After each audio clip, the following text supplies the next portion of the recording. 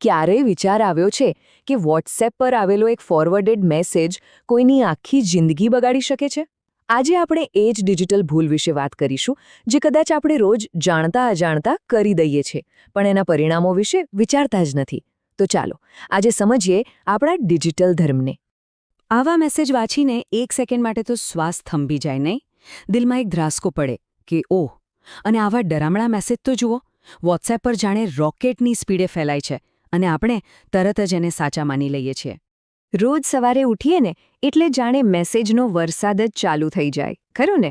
અને એમાંય પાછો કોઈ નજીકની વ્યક્તિનો મેસેજ આવે કે અરે આ તો મારા મામાએ મોકલ્યો છે, ખોટું થોડું હોય? બસ આટલું વિચારતા જ આપણે આંધળો વિશ્વાસ કરીને તરત જ ફોરવર્ડ.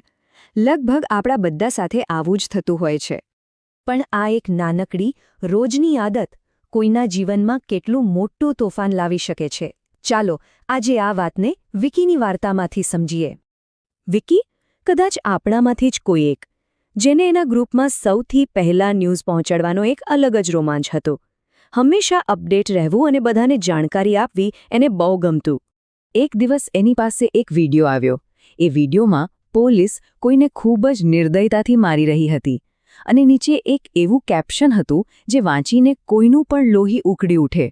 વિકીને થયું, આ તો અન્યાય છે, આ વાત દુનિયા સુધી પહોંચવી જ જોઈએ. અને બસ એક જ ક્લિક, ખાલી એક જ ક્લિકમાં એણે વિચાર્યા વગર એ આગ ખબર પણ ના પડી એમ સેંકડો લોકોના ફોનમાં મોકલી દીધી. સાચું શું છે, ખોટું શું છે એ જાણવાની તસ્દી પણ ના લીધી. પણ એ ક્લિકની, એ એક શેરની અસલી કિંમત શું હતી? વિકી અને આખા સમાજે એની કેટલી મોટી કિંમત ચૂકવી, ચાલુ જોઈએ. એક ખોટા વિડીયોને કારણે શહેરની શાંતિ ઢોળાઈ ગઈ.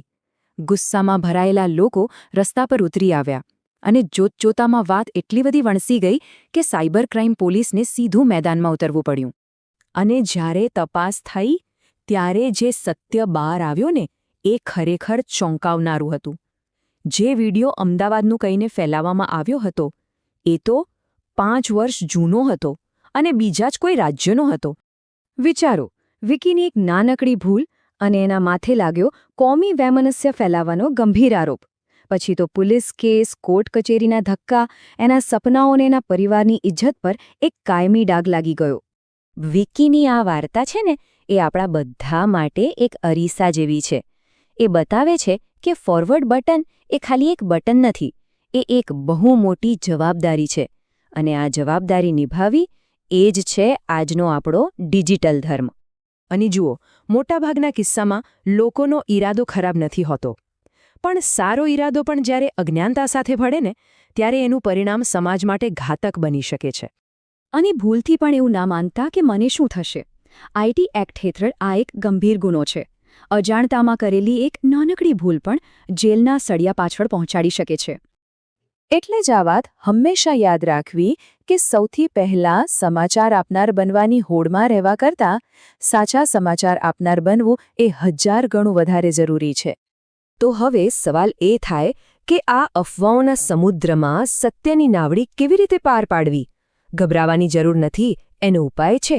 ચાલો એકદમ સરળ વેરિફિકેશન ચેકલિસ્ટ પર એક નજર નાખીએ. બસ ફોરવર્ડ કરતા પહેલા 4 સવાલ મનમાં વિચારી લેવાના. પહેલો કે ભાઈ આ મેસેજ આવ્યો ક્યાંથી છે? એનો સોર્સ ભરોસાપાત્ર છે ખરો? બીજો, આ જે ઘટના છે એ અત્યારની જ છે કે પછી કોઈ જૂની વાતને નવી બનાવીને પીરસવામાં આવી રહી છે? ત્રીજો, શું કોઈ મોટા જાણીતા ન્યૂઝ ચેનલોએ આ વિશે કંઈ વાત કરી છે? એકવાર ગૂગલ કરી જોવામાં શું વાંધો છે? અને ચોથો, સૌથી અગત્યનો સવાલ કે જે વાત લખી છે એમાં કોઈ લોજિક છે ખરું? અને હા, વોટ્સએપનું આ ફીચર તો ખાસ યાદ રાખવા જેવું છે. જો કોઈ મેસેજ પર ફોરવર્ડેડ મેની ટાઈમ્સ લખેલું જુઓ તો સમજી જ જવાનું એ લાલ બત્તી છે, ત્યાં જ બ્રેક મારી દેવાની. આ અફવાહોની જે લાંબી ચેઇન બને છે ને એને જો કોઈ તોડી શકે તો એ આપણે જ છીએ. આપણો એક નહીં મોકલેલું ફોરવર્ડ કોઈનું જીવન બચાવી શકે છે અને સમાજને તૂટતો અટકાવી શકે છે. કોઈકે સાચું જ કહ્યું છે, અફવાઓ રોકેટની ગતિએ સફર કરે છે, પણ સત્યને એ જ જગ્યાએ પહોંચતા પહોંચતા બહુ વાર લાગે છે. આપણી જવાબદારી છે કે આપણે સત્યને એ સમય આપીએ. તો ચાલો ને આપણે સ્માર્ટ અમદાવાદી બનીએ, એક સ્માર્ટ નાગરિક બનીએ અને આ વેરિફિકેશનને આપણી ડિજિટલ આદત બનાવીએ. શું આપણે સૌ આ કરી શકીએ? આ વિશે શું વિચારો છો? एक कदम विकसित भारत की ओर.